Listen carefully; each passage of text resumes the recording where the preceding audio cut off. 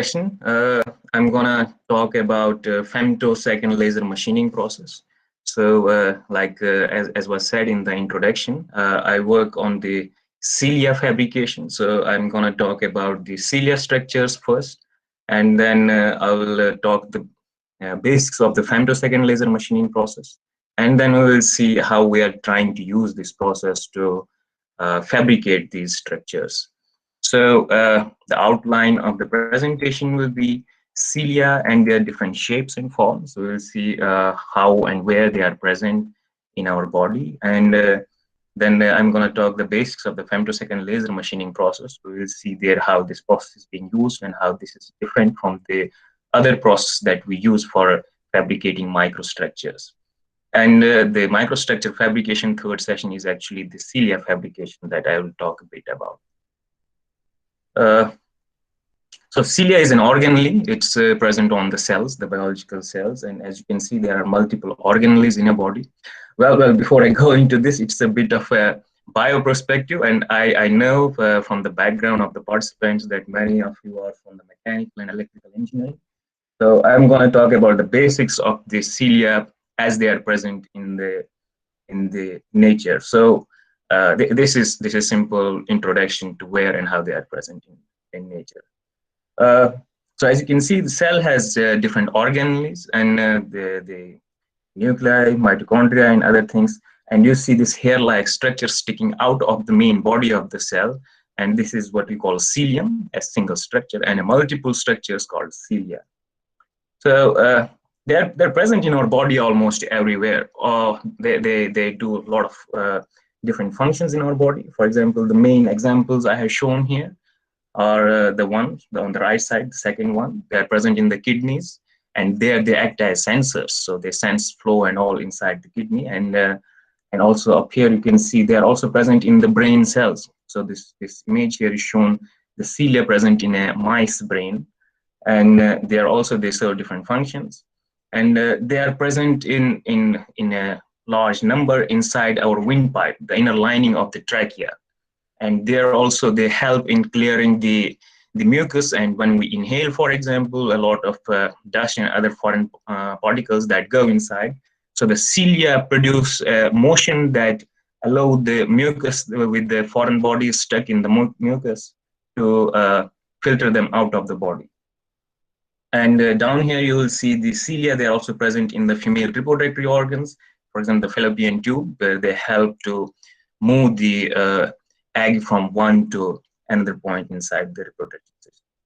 So these are the main examples. However, they are present in a whole lot of other places in our body and in multiple living organisms, I would say. So and serving a whole lot of different functions there.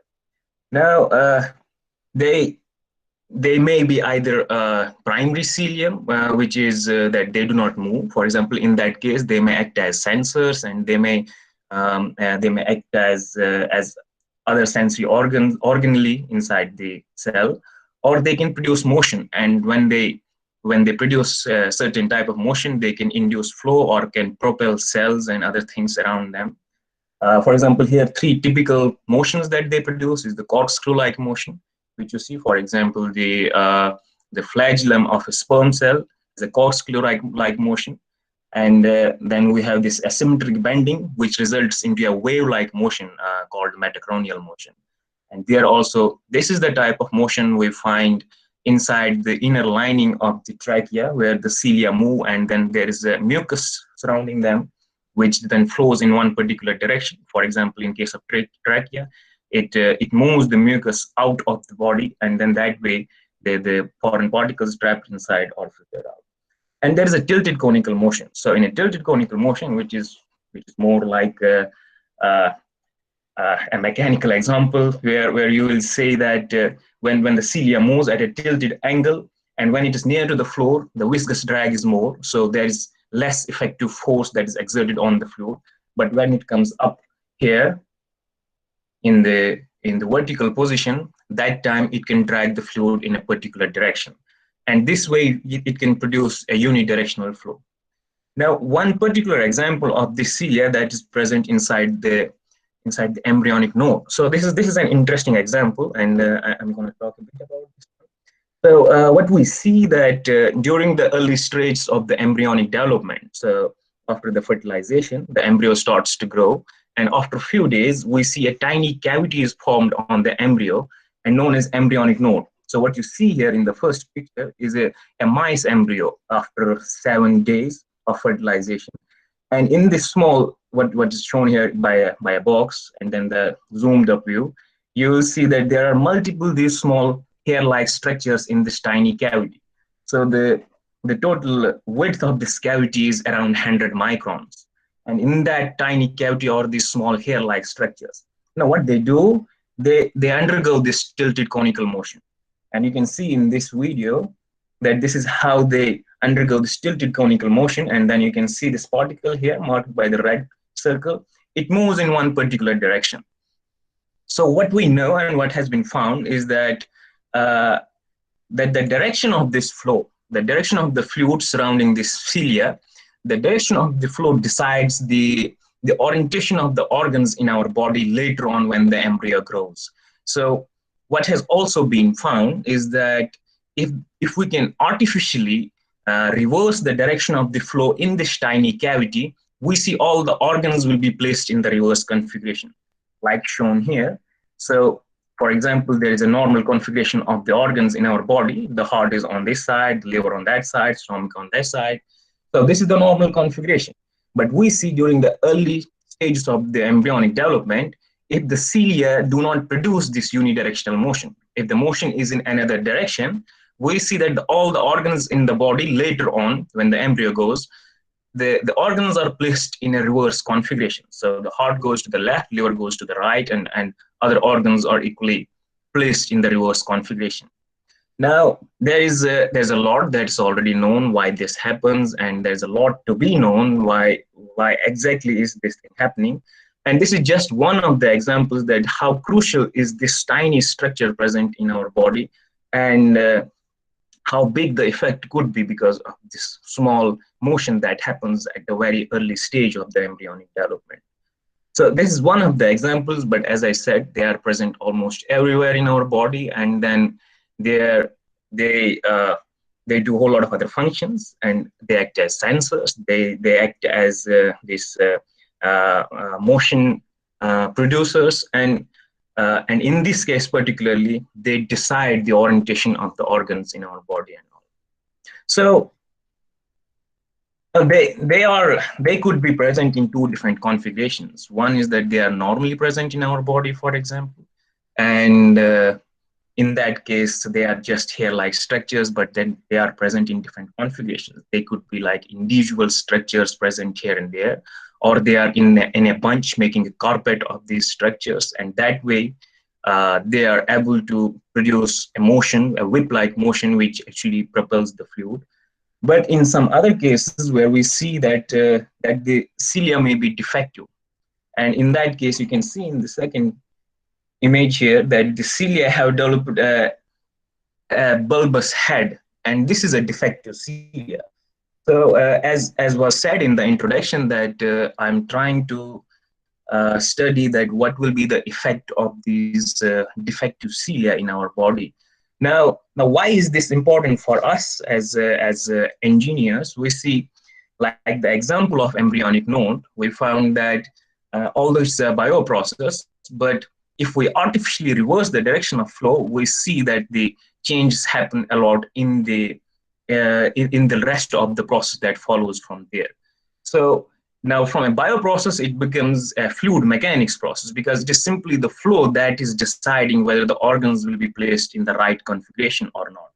So that way, that is one of the reasons, and then many other reasons, for example, how they produce motion by undergoing different types of motions, and how they exactly are able to propel fluid, what is the magnitude of the fluid flow, what is the velocity that they can actually propel the fluid with, what is the viscosity of the fluid, all these things. And this is an inspiration for us to try to mimic nature and produce devices which are going to work at micro scales, which helps us not only to mimic the processes existing in nature, but also to make new devices, microfluidic devices. So while trying to mimic these structures, it has also been found that we can make really efficient micro mixers and micro pumps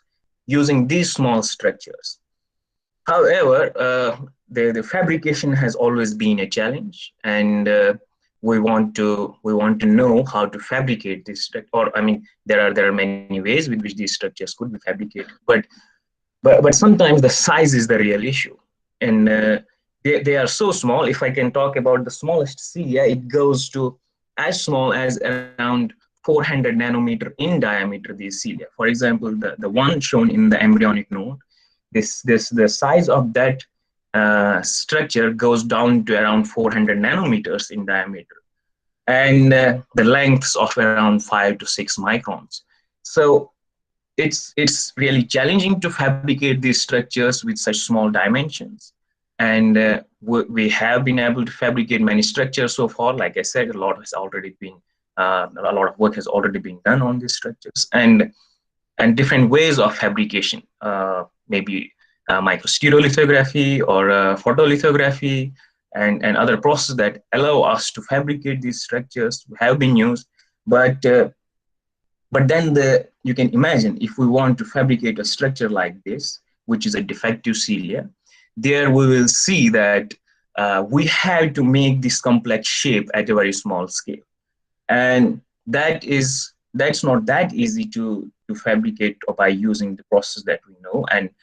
And even if we want to fabricate these structures, it will be quite challenging to achieve that scale, because the individual structure diameter will be around 400, 500 nanometers. So how to fabricate this? And one of the ways that we are trying to fabricate these structures is using the femtosecond laser machining process. So I'll just first talk about the basic, how the femtosecond laser machining process works. So for example, if we have a substrate that is shown here, we use glass substrate. So I'm going to talk about why we use glass substrate. I'm going to talk about what type of laser we use there, and I'm going to talk about how the glass or the material could be modified using the femtosecond laser machining process.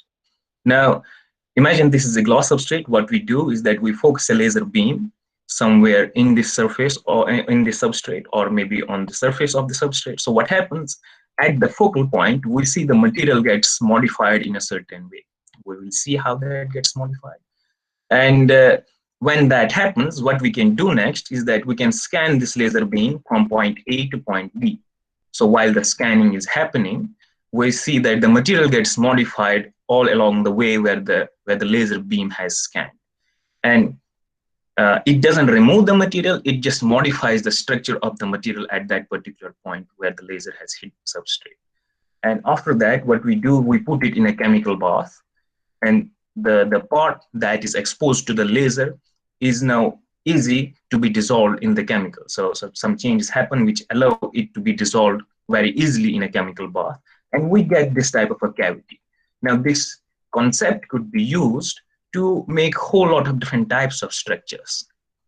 But again here, when we use this principle, then we need to see why is it important as compared to many other processes that already exist there. So the first thing there is that what is the minimum size of the affected zone. So if the minimum size is very small, that means we can really make really small structures using this process. And so the other important thing is how is it different from the other laser processes? There are many other ways of fabricating structures using different laser-based fabrication processes, or maybe, for example, ablation, like where you hit laser with high power and then the substrate gets ablated and all. So this is here to show the difference. Why is this process better than many other processes that we use based on the laser? So we can see here on the right side what's machined using a femtosecond laser, and on the left side is using a nanosecond laser. So there we see that that the finish, you can see in the left side that it has a lot of roughness, while on the right side it doesn't have any roughness. And the reason is that the laser, which is using femtosecond process, uh, does not affect the material thermally. It doesn't have a thermal effect on the material. While the other processes, for example, the laser with a nanosecond pulse, they affect the material thermally. So they distort it, and that results in this roughness of the features. So this is the main advantage of using the femtosecond laser machining process. So next is the material. What material we use there for making the structures using this femtosecond laser? And the material we mostly use, or I will say always use, is the fused silica, which is just a pure form of glass. And the reason is that because the material is highly isotropic, and it's chemically stable. It is biocompatible, high durability. So it has all these properties: excellent optical properties, high failure strength. So the two important properties I will say is the excellent optical properties. So that way, what we can do is that we can take this laser beam and focus it somewhere in the middle of the glass substrate, or maybe on one surface, and then we can go down to the middle, to center, to any other uh, position within the glass substrate. And that way we are able to modify this glass using the laser at different locations in z direction. So we can that way fabricate, or we can that way modify the material in 3 dimensions. Like I said in the previous slide, that we take the laser beam and we scan it at different points along the substrate, and then wherever the laser hits, the focal point hits the substrate, it gets modified, and then that way we can dissolve that away into in a chemical bath. And the other thing is the fused silica is highly stable, chemically stable. So when we use a chemical bath to dissolve the exposed part, the unexposed part remains unaffected. So almost nothing happens there. So this gives us an advantage to dissolve away one part and let the other part be there. So this is sort of a reverse of many other processes like 2-photon polymerization and all, where we take a fluid and solidify it, but here we take a solid substrate and we expose, we modify it, and then wash away that particular part exposed. So this is the femtosecond laser. The property of the femtosecond laser is that the most of the energy of the laser is concentrated within a very small time band, which is less than 1 picosecond. That's why it goes to the femtosecond. So this left side image shows that how these lasers are produced.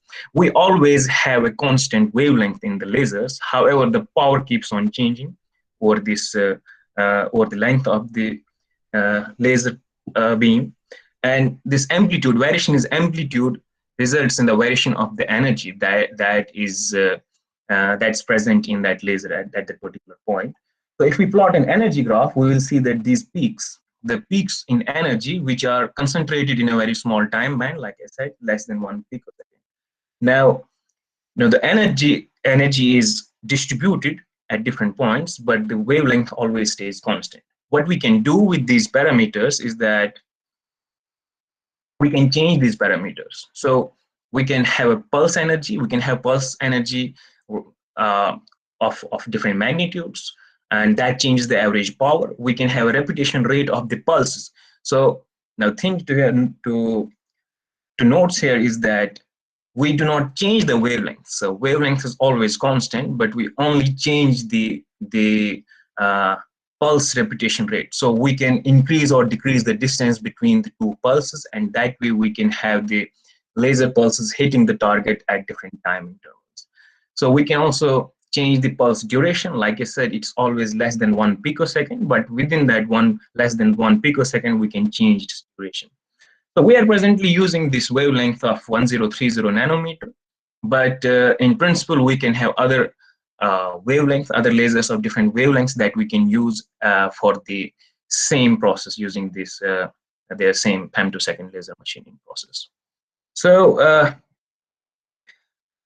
now, like I said, that the laser is, because the glass is it has a high optical property, and then it allows the laser to pass through it without absorbing it.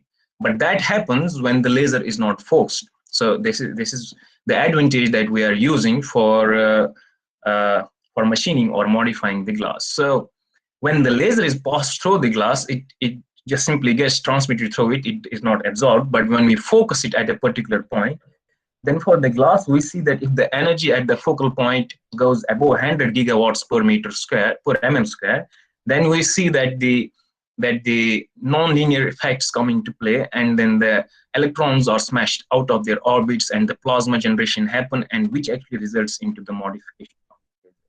Now you can see, as I have shown in the second image, that the focal point could be somewhere in the middle of the glass substrate as well, and there the material gets modified deep inside the glass substrate, and from there we can now scan the laser beam and then modify the material accordingly out to the surface. And the other thing to be noticed here is that because we need to later on chemically etch this away or dissolve the part that's exposed, so we need to have an inlet. We need to have the laser wave modifying the glass substrate from inside all the way out to one of the surfaces, so that the etchant can later on go in and dissolve the parts.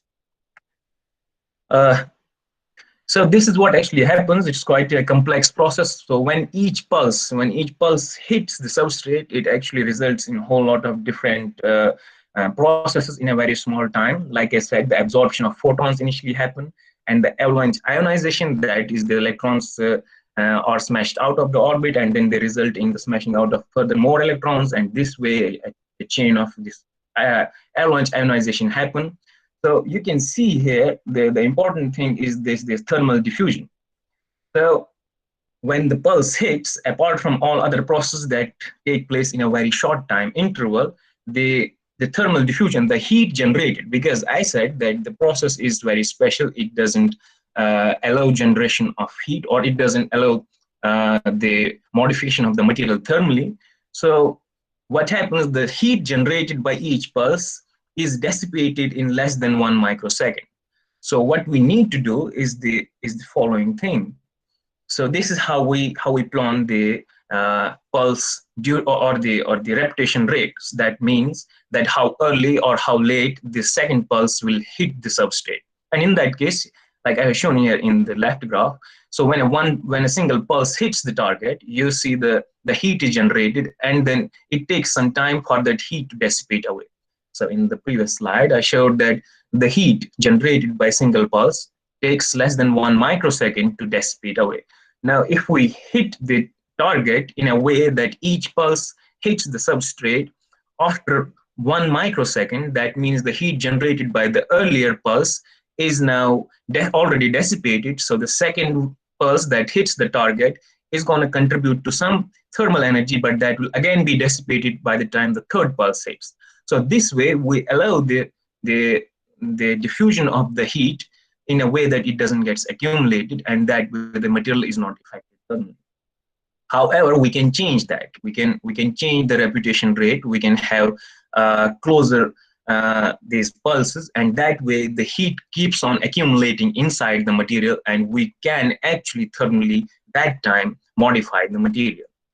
So I can show you this in the graph here or in the picture. So what happens here is that we keep on increasing the repetition rate, that is the number of pulses per second, and we see that the material initially, for example, here you will see that there is a very small area that is getting modified. So as we keep on increasing this repetition rate, we see that the more and more area is getting affected because of the extra energy that we pump into the substrate. So important thing here is this, for example, this red dot, which is 2 micron spot size.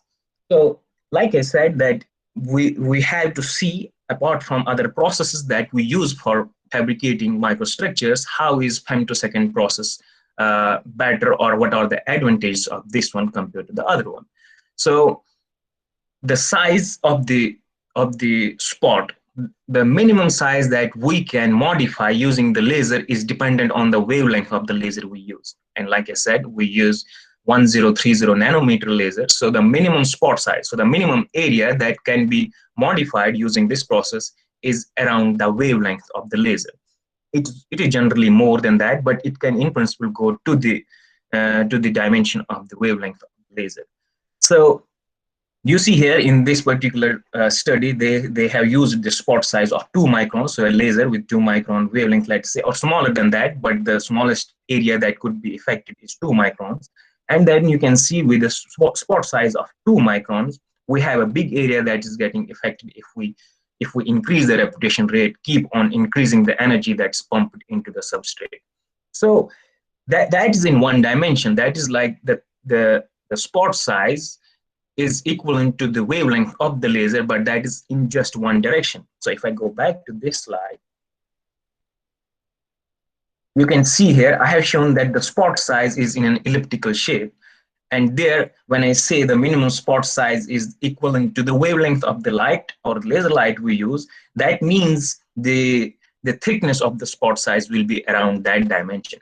However, the length of the spot size is much more than that. And it can go, for example, in one of the laser systems that I worked on, the spot size length was around 10 microns and the diameter around 1 micron.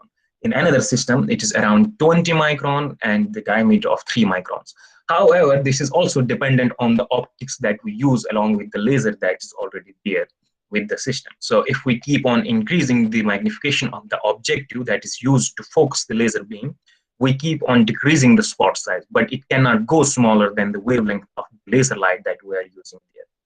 Now, the reason that why it's in the elliptical shape, the spot size, is because once the laser hits the target, then what happens, the plasma is generated, like I showed in one of the graphs, that different phenomena happen in a very short time interval. So once that plasma is generated, it further concentrates the light into itself, and that allows the distribution of energy more in the Z direction than in the XY direction. So apart from the objective lens that we use to focus the laser beam in a substrate, when the plasma is generated, that itself acts as another lens and further concentrating this energy in a very small and narrow area. So this way, we are able to go down to this size, which is near to the wavelength of the laser, but then we can have this effect on a larger area by either increasing the number of pulses or by scanning it to different areas of the substrate. So the material modification, like I said, what type of modification happen in the material when the laser hits the substrate. So this is all, when I'm talking about the material, it's fused silica every time. Right now, all the study, most of the study has been done on the fused silica. So in one type of modification, we can have continuous modification. In this way, the material gets modified uniformly in a way that is later on used as a waveguide. And then because it's now modified in a way that it allows the light to pass through it, and then it can direct the light. So this is used as a waveguide. If this type of modification is done in a material, this will act as a waveguide. However, what we are more concerned about, or what we more focus on, is the second type of modification known as nanogratings. Because when I said initially in the basic principle of how we use this process, we actually expose the material to the laser and then we later on dissolve it in a chemical bath. And that will happen most efficiently if the material is modified with the nanogratings, with the nanograting formation inside the material. So if this type of formation happens in a material, it's easy for that part to be later on dissolved in the chemical bath. So we have to tune the parameters, which we will come to. But the thing that happens here is with the nanogratings, you can see that this is sort of now divided into many layers. So three effects happen there. One thing is that the density increases, the refractive index increases, and also the stress increases there at that particular point. So, well, in a very limiting case, I will say if we expose too much material, it can result in microcracks, but that's the details of it. However, in general, when we have this type of modification happening in a material, then these three effects happen. Most importantly, this change in the structure of the material, and which results into increase in density and increase in stresses. And perhaps that is one of the reasons that we can easily then later on dissolve it in a chemical bath. And the third type of modification is the voids, where when the laser hits, its parameters are tuned in a way that it can directly create void to remove the material out. So that way we can actually we use the same laser for ablation as well by tuning the parameters with high power, like intensity and repetition rate. So, but we are mostly concentrating on the nanogratings, and that is the type of modification we use for making the structures that we are working with. So here it shows in the graph, like I said, three type of modifications. One is the continuous modification for the waveguides. Second one is the nanogratings that we use for later on chemically etch away that portion. And third one is the voids. So here you can see the pulse duration, the laser pulse duration, and the pulse energy that is associated with these types of modifications. So if we tune the laser parameters in a particular way, we can get one or the other type of modification. But again, we are working in the nanogratings zone. So uh, like the principle that how it works is that we expose the material and then we dissolve it away. However, we may not every time need to do this, that we do not need to completely expose everything that we want to dissolve away. For example, if I give you an example that uh, I want to make a small hole inside the material. For example, I want to make a small hole inside a material, and that way I do not need to completely expose all this part to the laser. What I can do, I can just expose the boundaries around it, so that the boundaries around it are later on dissolved when you put in the chemical bath, and we have a hole because a tiny cylindrical shape structure will come out, and that way we already have a hole in the substrate. So we don't need to expose completely everything that we want to dissolve away.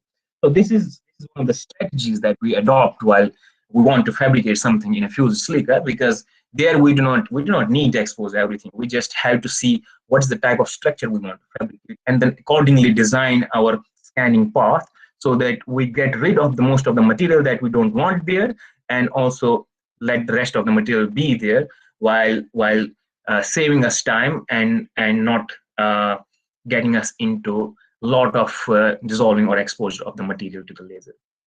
So it's a rough video, a small video to show how actually when the laser hits the substrate. So what you can see here, this tiny glass slide here is the fused silica, and the object is on the top. And when the laser hits, you will see the bright flash coming out of it, and that's where actually the modification is happening in the material. So I play this video, you can see this bright flash. So this is being scanned in one line. You can see we are trying to cut this into small pieces here. So as we scan the laser through, the material gets modified, and this way we are able to change the structure there, and later on we dissolve it in chemical bath. Now, as you can imagine, now more like other 3D printing processes, microstereolithography and other processes, we also have to use the scanning, the layered scanning. So like I said, the minimum spot size, the minimum area that could be affected using this process is 3 microns, for example, in diameter, and or like equivalent to the wavelength of the laser we use, and the length of the spot is around 10-20 microns depending on the laser, again, as well as the optics used. So we take that spot size and then we scan it in different tracks, so that we have finally all the material that is modified there in a way that when we put it in a chemical bath, that material gets either dissolved or gets detached from the rest of the substrate, and we have a uh, final structure with us. So there are two ways with which we generate these scanning paths, scanning patterns. One is you can directly write a program which is read by the machine directly, or we use a software where we can have a solid structure or the solid model, and then around the solid model we can generate these scanning paths, and then we export that program to the machine, which then starts scanning the substrate following that particular track, and then that way we can have the structure fabricated. So what I'm going to show you next is, for example, back to the artificial cilia. So this was about the femtosecond laser machining process. Initially, I talked about the cilia, where they are, why are they important, what functions and other things they do inside our body, and we are trying to mimic them in shape, in size, in function, and because they have complex shapes as well, like I showed the one which are the defective cilia, and they have these bulbous heads. So how do we fabricate such structures at such small scale? So that is something we're attempting to do using this process, for example. And here I am showing as an example, if I want to make this cilia, let's take, because in the biosystems they are existent in different shapes and forms, like I said, and the one way is that they have these bulbous heads, which could be very close to each other or far from each other. So as a simple attempt to first fabricate the simplest shape out of the glass material, for example, these type of structures I want to fabricate inside the glass material, and then what we do, we generate a scanning path around it. So So here you can see this is the gloss substrate, for example, and then I have to remove all the material around it so that I only finally have this type of structure left inside the material, which could be later on used for other things to be studied, to mold and demold them. But the first step is to make these structures inside a gloss substrate. And for that, we use this scanning pattern. Like I said, two different ways. So here I have used the programming where I generate the scanning pattern of each layer. So the top view shows, for example, each structure here is the cilium that I want to fabricate, each circle here in this patch.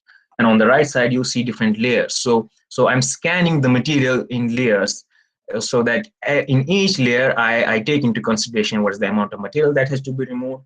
So you can see I'm not exposing completely all the material. I'm just dividing it into small square or cubical chunks that will be later on etched away. That will get detached and be removed from the main substrate.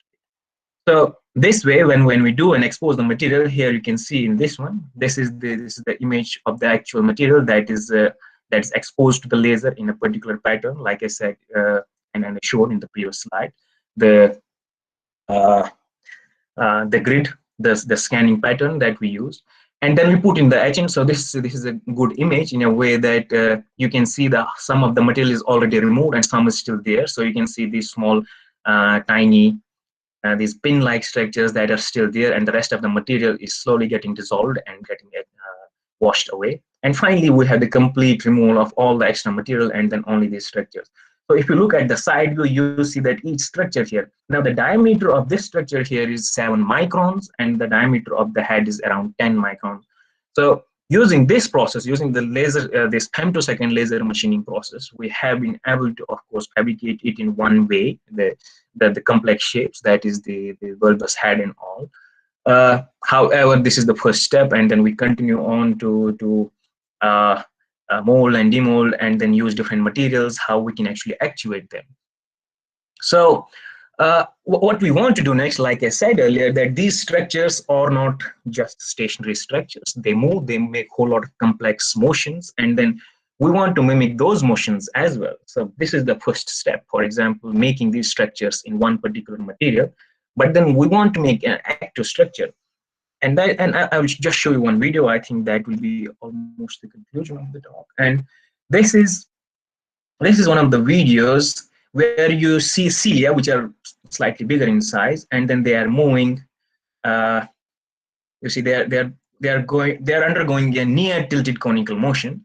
So these are simple without difference in the shape of the head with respect to the stem. But this is the motion that I would, or we would like to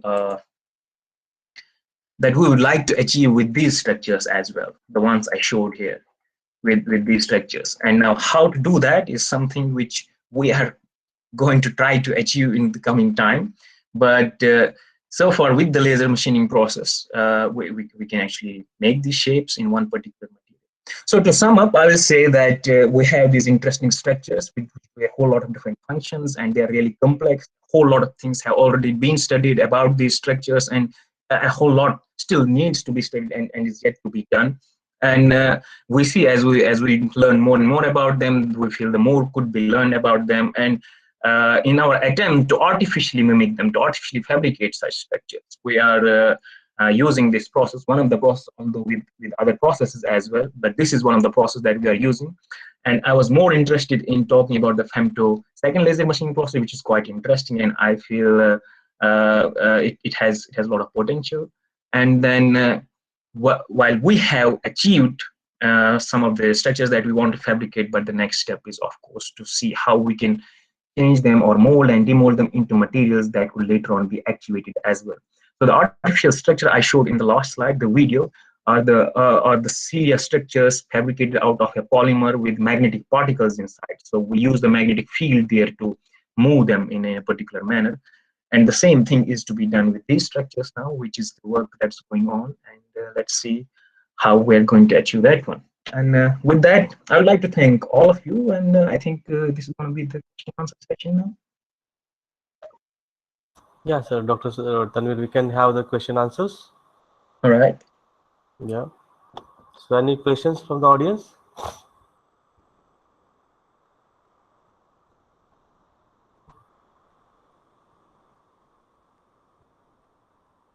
Any questions? Sir, Yes. is it sir, excuse me. Yeah, Yes. yeah. Please go ahead. Yeah, is it mandatory to use only glass material for this particular femtographic process, machining process, or any other material can be used? So nice, yeah. That's a good question. So, like I mentioned, that when we want to fabricate something that has to have a three-dimensional shape, for example, and in that case, the laser has to penetrate through the material so that we can focus the laser point, laser spot, or the focal point at different locations inside the material. And that way, it has to be transparent to the material, and that's why the glass is used because it's highly transparent. Along with that, it modifies the material in a certain way that could later on be etched in a chemical bath. So we right now, of course, can only use glass material for making these structures, but for other processes, like I said, the ablation, for example, we can use any material, almost any material that could be ablated, but that thing could be done only on the surface. So that's not something we can go deep inside the material and then start modifying it there. So for three-dimensional structure fabrication, right now, yes, it's only fused silica glass.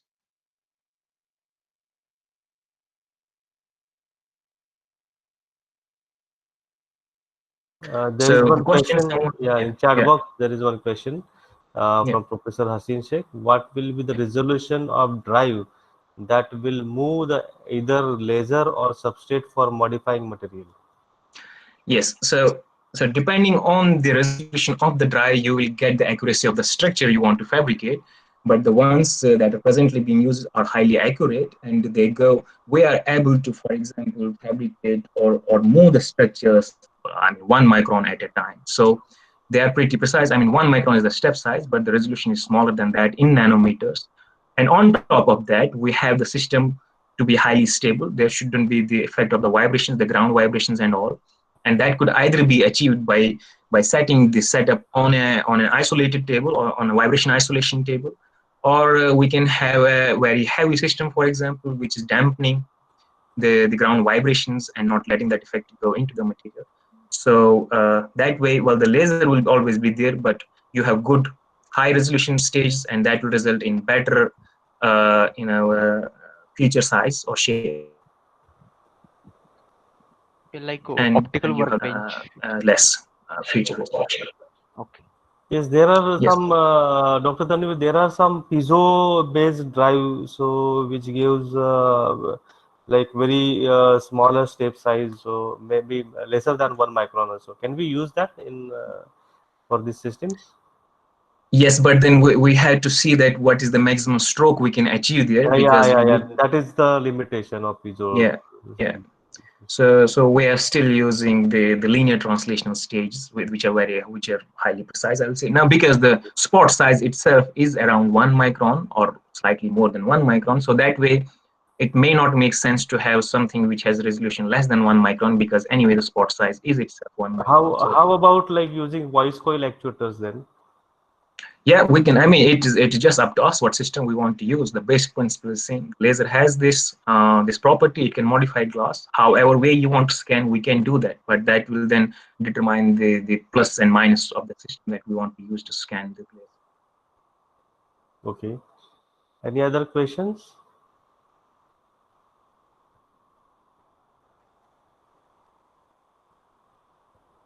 Any other questions from participants?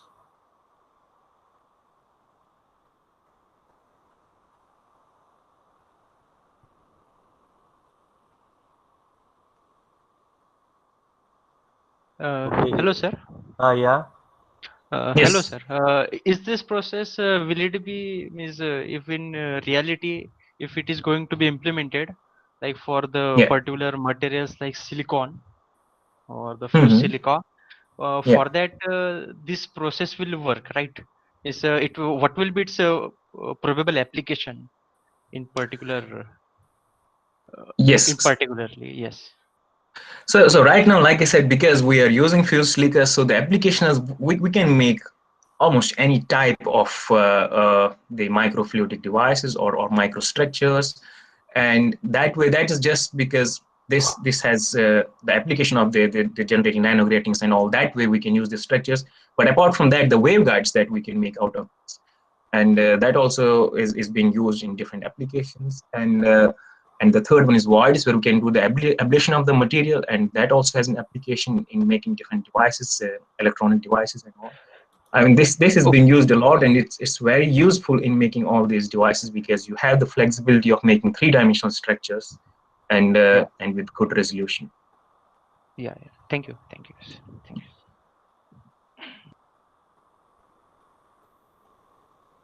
Any other questions from audience?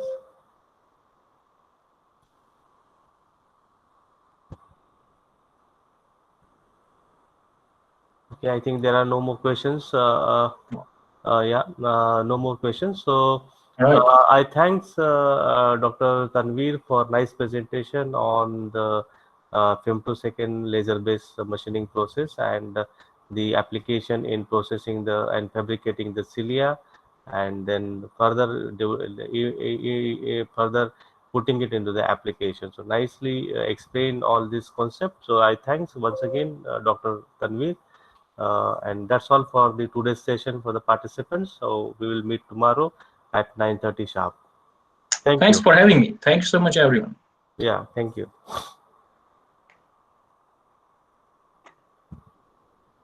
There will be feedback link in the chat box. You fill the feedback, and then we will meet tomorrow at 9:30 sharp in the morning.